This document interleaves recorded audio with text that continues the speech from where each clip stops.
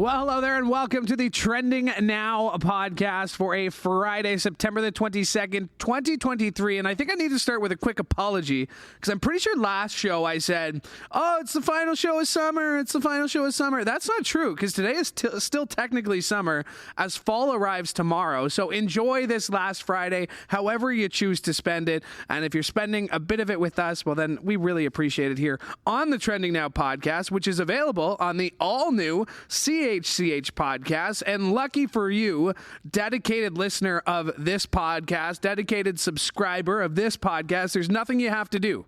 You're already subscribed to CHCH podcast, and there you can catch some of our other great shows, including Newsmakers, which is a brand new show that we launched here this week, and my first episode with Hamilton MPP Monique Taylor, which is available now wherever you found this show here on CHCH podcast. As always, it has been a very busy week on Trending Now, so we got a ton of stuff to get into. Lots of international news. Justin Trudeau, the Prime Minister, very busy this week. He's getting in some beef with India. Then he was at the UN Security Council, and then a big day today as Volodymyr Zelenskyy showed up in Canada, because he's been all over the place this week as well. He had a visit with the States. We'll get into all that coming up. Mentioned the drama with India. We'll get into that. Rupert Murdoch stepping down as head of Fox News. Mike Babcock quits.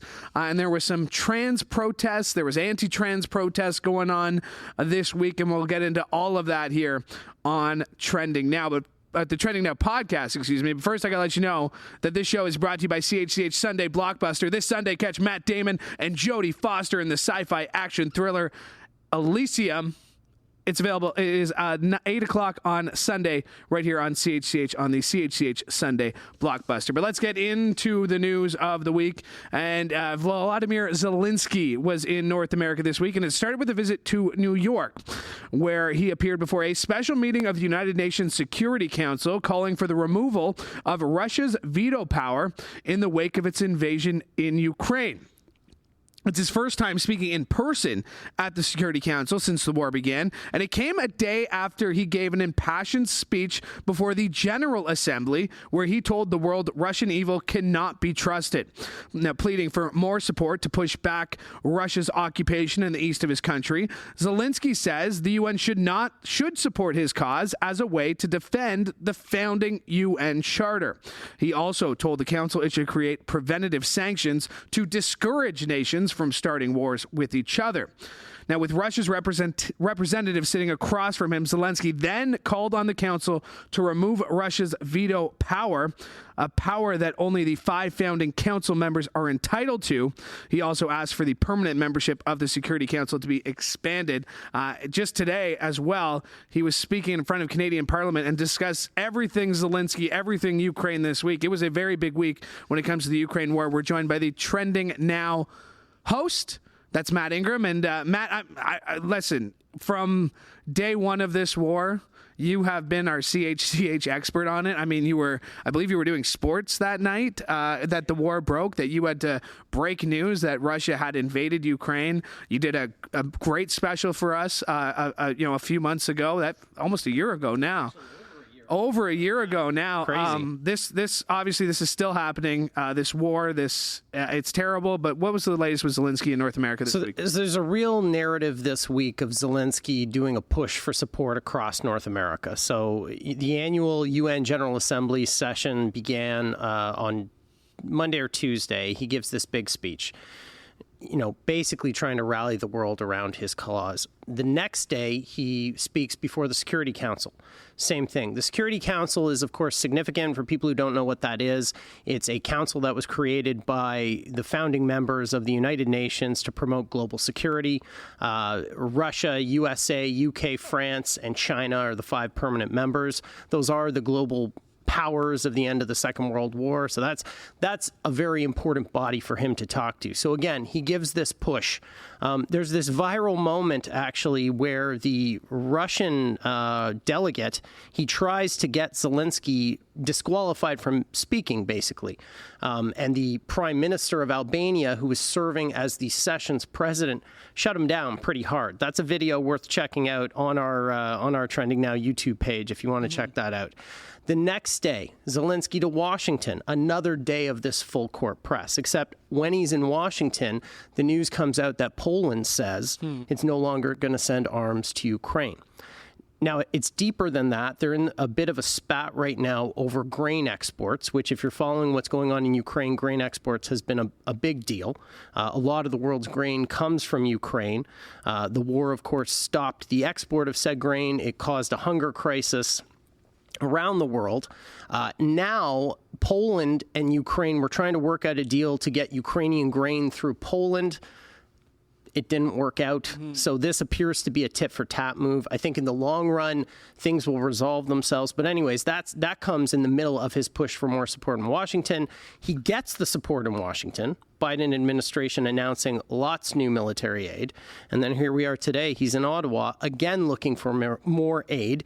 Prime Minister announcing today $650 million in additional aid. That's in addition to the $9 billion we've already spent on the war in Ukraine. How was he received in Parliament? You watched the speech live. What was the reaction? I saw a couple standing ovations. We saw some clips here. How was he received? Incredibly warmly. All parties of all political stripes, they all rally around him. And Canada is considered a very strong partner for Ukraine because that is not the case in every Western capital. In Washington, there is a contingent of Republican lawmakers who no longer think that the Americans should be supporting the Ukrainian war effort. In some of the European capitals, I was just talking about Poland, there's this movement of how much are we going to send? Are we just going to continue to fund this? So Canada is a very, I don't want to say soft target, but it's certainly a place where he's going to be received warmly. He is now going to have meetings with business leaders in Toronto later today. And part of that also, Trudeau announcing that there's going to be a free trade agreement that's actually already been signed between Ukraine and Canada, as well as new business partnerships, because they want to help with the economy as well as military aid, humanitarian aid, those sorts of things. So Zelensky's getting a lot of support courtesy of the Canadian government. Yeah, and I think it's been pointed out that the largest population of Ukrainians outside of Ukraine is here in Canada. I think there's 1.2 million Ukrainians. 1.4 actually, 1.4 I think it is. Yeah. Ukrainians who call Canada home. Or people of Ukrainian heritage. Absolutely. Yes. So obviously, so important what he's doing the ask, and to be here in person, to be at the UN Security Council. Mentioned that was the first time he had appeared in person. Correct. Normally through camera, through satellite link. Want to get your thoughts on this before you go. Yesterday in Niagara Falls, Doug Ford reversing his decision to dig into the Greenbelt, says we're not going to touch it. He listened. Listen, I was very critical. I was very critical of him on this show. He admit he made a mistake, and he's trying to make it right. It took 4 people resigning. Monte McNaughton also resigning. There's another cabinet shuffle coming. What do you make of it? I'll give him some points that he's listened. It took him 10 months. It took 4 people to lose their jobs. But what do you make of Ford reversing his decision? Ford's done this before. I can't remember the example, but previously there was an issue that came up, and I'm blanking right now. But so this is not unusual for him in that he has changed his position on things in the past. I personally don't know how he couldn't have done this and survived, because, the outcry from everyone, it seems, on this was so egregious. And I mean, the information coming out in the Auditor General report, in the Integrity Commissioner report, it raises some really big questions that, of course, the opposition are going to come after. But journalists too, because that's our job, to ask questions. And, we had Jason Gaidola in the Falls yesterday doing a great job pushing the premier on that. I think that Doug Ford had to do this personally. That's my personal opinion. Yeah. I think that is something he had to do. But remember, the Liberals still don't have a leader. They're still working on that. Yeah. Marit Stiles has been very strong in opposition, but there's still some disarray, shall we say, in Ontario politics, in that no clear opponent to Ford other than Stiles has emerged. And I was talking about this with Monique Taylor on our Newsmakers podcast earlier this week. I said the election's not for another 2.5 years. Yeah. there's a good chance a lot of people are going to think, oh, yeah, the Greenbelt scandal. Oh, yeah, but didn't they end up not doing anything? So, It's possible. Like, look at me. I can't even remember what the scandal was a couple years ago. That was another point. This is my job. That's another point Miss Taylor had, the NDP Hamilton Mountain here. She said, there's so many fires. Like, we're not talking about the autism file that they've seemed to have bungled. True. That was a big deal the privatization of the healthcare. Another big deal. We've been at rallies. So, like, if Ford thinks his problems are just going to go away, they're not. But the other thing, it's got a pretty rock solid. To your point, Liberals don't have a new leader yet. They're in the midst of that battle. A couple of debates in. NDP, Marit Stiles, said she did a little victory lap last week. I expect that to continue when the legislature is back next week. Monday will be a big day. And we'll have it covered here on CHCH. And I'm pretty sure I'm working on something for CHCH podcast. So I would hope you would. Oh, okay. Now you put the pressure on. Come on, man. I was just saying. I was just putting it out there. You got a lot of work to do. You got getting ready for the show, so I'll let you go. Thanks. All right. Thanks very much, Louie. All right. That's Matt Ingram. He is the host of Trending Now, of course, filling in for Kelly Botello, who we told you last week welcomed a brand new baby into the world. So in case you missed that announcement, our congratulations to Kelly, Marco, and little Gia, who was born a few short weeks ago. All right. Sticking with trending news in the week. Yeah, we've talked about Trudeau. He's had a busy week. He welcomed Zelenskyy, but he was also in India at the beginning of the week, and he has accused the Indian government of playing a role in the shooting death of Canadian Sikh activist Hardeep Singh Nijjar. Now, Trudeau saying this week he's not trying to provoke or escalate the situation, but is calling on India to take this seriously. Now, the diplomatic tit-for-tat is escalated as India has now expelled a top Canadian diplomat, coming just hours after Ottawa told the top Indian intelligence official in our country to get out. Now, Nijjar's son is speaking out, saying it was just a matter of time before the truth came out about his father's death. And the World Sikh Organization of Canada says it is shocked by the death as relations between India and Canada continue to spiral downwards. Now, Justin Trudeau says he wants to work with the Indian government, but the Indian government is denying the allegations, calling them, quote, absurd and motivated. Now, Canada's High Commissioner in New Delhi, Cameron McKay, didn't respond to reporters as he entered the Indian Foreign Ministry this week after he was given 5 days to leave the country amid protests against Trudeau in India. Now, the decision coming after this week's announcement from Foreign Affairs Minister Melanie Joly saying India's top intel official in Ottawa, that being Pavan Kumar Ray, has been kicked out. Now, the president of a Sikh Gurdwara in Surrey, BC, 45-year-old Hardeep Singh Nijjar, was gunned down in the city on June 18th. He was an outspoken supporter of the creation of an independent Sikh homeland called Khalistan, which advocates want to carve out of the Indian state of Punjab. Now, pro-Khalistani protests in Canada have drawn the ire of the Indian government, who released a statement saying that their Prime Minister, Narendra Modi, brought his concerns to Trudeau during the G20 summit, where the frosty relations between Trudeau and Modi were made clear through body language, and Trudeau saying that he confronted him about the murder on the trip. Now, India claims Nijjar, who is a Canadian citizen, or was a Canadian citizen, had links to terrorism, which was something that he denied. Now, later in the week, India took it even further, announcing that they have suspended visa services for Canadians while calling Canada a safe haven for terrorists. Now, the suspension means Canadians are no longer able to get visas to travel to India. Also trending this week, the man behind Fox News, 92-year-old Australian media mogul Rupert Murdoch, is stepping down as chairman of Fox Corporation and News Corp, telling employees it's time for him to take on a different role. Now, this ends a more than 7-decade career, which began in 1954 when he created a media empire from Australia to the U.S. According to reports, Murdoch made the announcement Thursday. In a memo to staff, he wrote, quote, "For my entire professional life, I have been engaged daily with news ideas, and that will not change. But the time is right for me to take on different roles."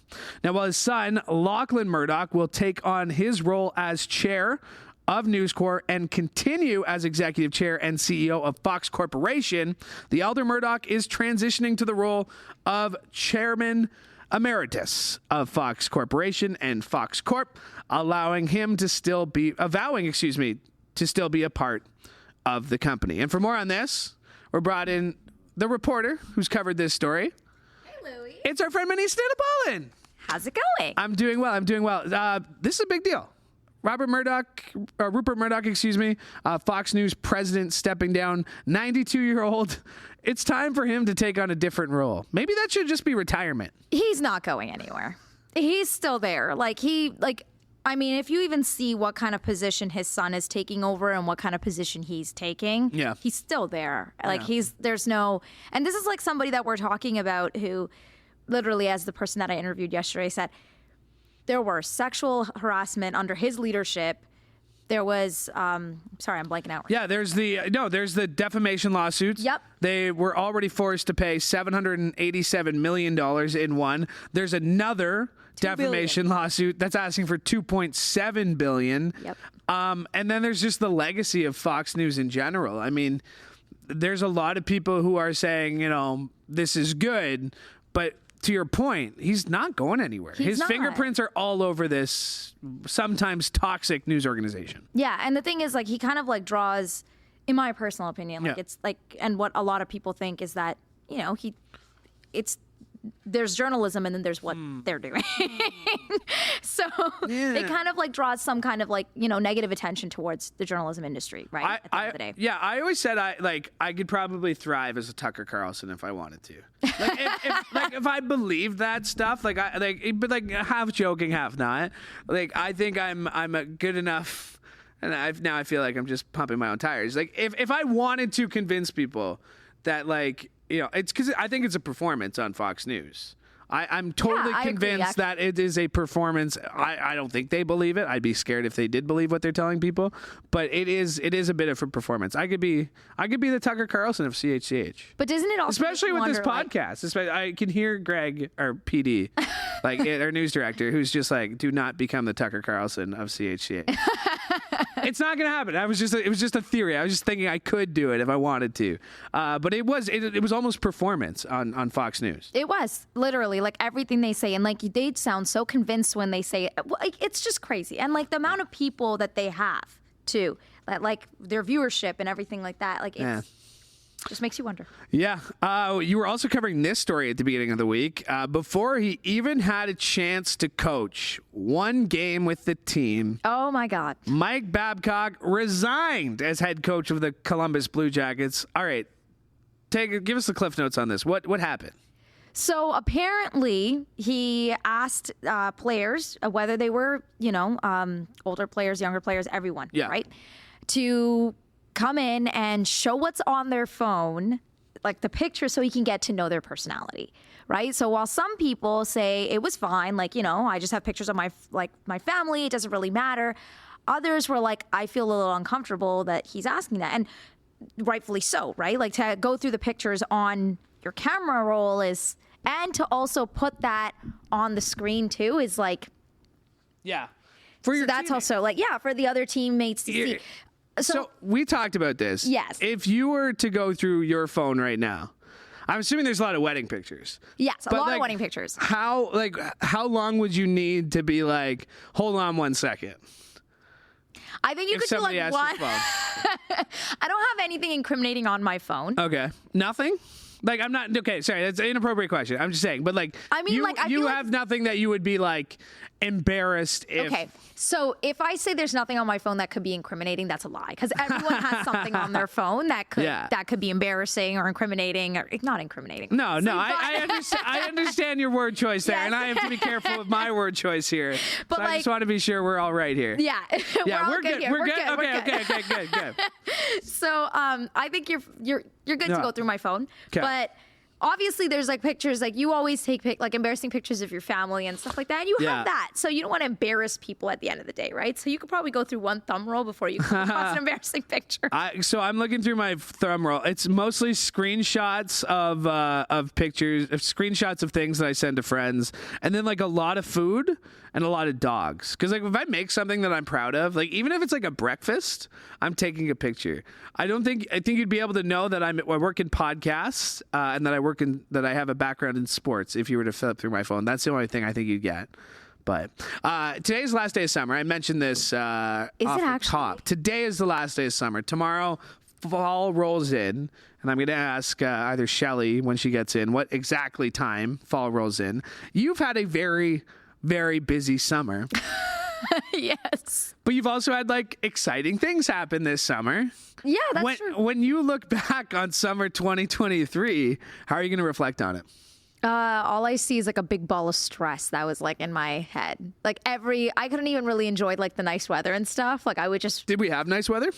I think we had really nice weather, because I was able today, to dress. Yesterday, nice weather. Yeah, but like, you know what? Like when I was doing all those wedding errands, like I don't remember what I threw on. I'm pretty sure I was just wearing sweats and a t-shirt running around like a crazy person. So that sounds about right. I mean, it's just like one of those things where you're like, oh yeah, I guess it was summer, and like you look forward to summer, and now we're closer to like snow. Yep. Than we are like 30 degrees and cannonballs and bright sun. Unfortunately, yeah. And you know what gets me though? It's the sunset and how early it comes. So like when you're thinking about the summer, it's like, oh yeah, the sun's still out. It's 8 p.m. And now like you get home from work, it's dark already. Oh my gosh, why'd you have to tell me that? I didn't even take that in until you said it. Yeah, well, you're very busy. What are you working on today? I am working on Alberta pension plan. They're kind of getting the ball rolling on that. They want their own. They want to break off from the CPP. Is that the goal? Yeah, and guess what the number that they're saying is that they're entitled to? Oh, more than half. So 53% of CPP assets. They want. So how's that? So that's the reaction that I'm getting from everyone anytime we talk about Alberta. this. Alberta. To all our listeners and viewers in Alberta, thanks. Let's get back to work. Thanks for doing this, Manesa. Thank you so much, Louie. All right, Manesa Dhanabalan, everybody. My thanks, sir, for joining me on today's show. A couple more stories I want to hit to before we say goodbye. Laura Sebben going to be by in just a moment to talk about this story, which was making headlines across the country, where thousands of people in cities from coast to coast took to the streets for competing protests, yelling and chanting at each other about the way schools teach sexuality and gender identity. Separated by lines of police officers, including here in Hamilton and Burlington, the protests and counter-protests are linked to school policies first enacted in New Brunswick and Saskatchewan that require young people to get parental consent before teachers can use their preferred names and pronouns. Posters created by a group called 1 Million March for Children say rally participants are standing together against what they call gender ideology in Canadian schools. They claim children are being exposed to inappropriate content Sorry, I'm getting through this. Inappropriate content about sexuality and gender identity, and say they support the policies requiring parental consent. For more on this story, we are joined by Trending Now producer Laura Sebben. And Laura, we have had this conversation again and again and again. And here we are again. I mean, trans rights are humans' rights. That should be that simple, but it doesn't seem to be. Should be. As long as you are alive, you have rights. But alas, that seems to be really tough for some people. It's just people getting into the business of other people. Is what I mean. At the end of the day, 100%. It's not that I'm worried about my kid. I just don't like you. That's the sense I got watching some of these rallies this week. Yeah, and they love to come out and say, you're painting us as a hate organization, or like we're hating, and that's not what we're doing. We're just advocating for parental rights. Pretty sure you're hating on LGBTQ people. There's no other way to paint you going out to the streets and fighting against the simplest education to just tell your kids, you don't just have to be straight. There's other things. And it's not even about telling them that they can be something else. To that point, like what this is all about, and I mentioned it here, is that these are laws introduced out east first, New Brunswick, PC premier there, Saskatchewan, Scott Moe, obviously a PC premier there. Like what they're saying is that young people need to get parental consent before teachers, before the people who spend 8 hours a day with them can refer to them by what they want to be preferred. Like a lot of these teachers are, like I've talked to some of my high school teachers about this issue that, you know, they're on Facebook, they're posting the "we stand no hate" type thing. And like what they say is like a lot of the times they're the first person that they're trusting with their identity or their new pronouns because they don't feel safe at home. Yeah. So to ask this teacher who might have a kid who's quiet or crying or sticking to themselves after class. Yeah. So if this kid's crying because they don't want to go home, they're telling me all their struggles. My first thing to do as a teacher is to call the parent and say, guess what your kid just told me? Yeah.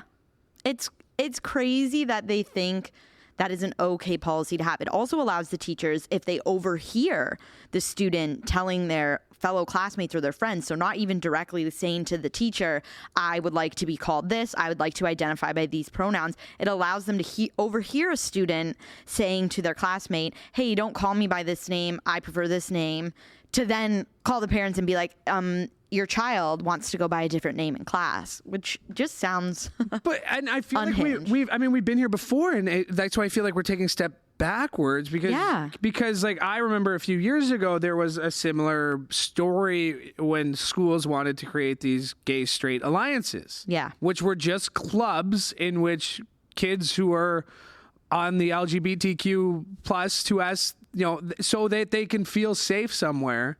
And that was a deal, because if their kids are in this club, the parents wanted to know. Yeah. And again, these are supposed to be safe places. School's supposed to be a safe place. And for a lot of kids, like I was very fortunate to have, you know, two parents that you know, a 2-parent household that loved me and whatever. I had a very good upbringing, a happy upbringing. That's not the case for a lot of kids. Yeah. And for these parents who are bringing their kids. Well, that's to these. Exactly. They're out there screaming in the streets saying, don't let schools indoctrinate our children, and then have their 8-year-old kids coming up to the mic and being like, being gay is disgusting. Like, that is indoctrination. Well, and that's the tweet. The indoctrination is not allowing other points of views to be heard or seen or understood. And that's not what's happening. That's what's happening in these protests. Exactly. Is it not? Not in schools.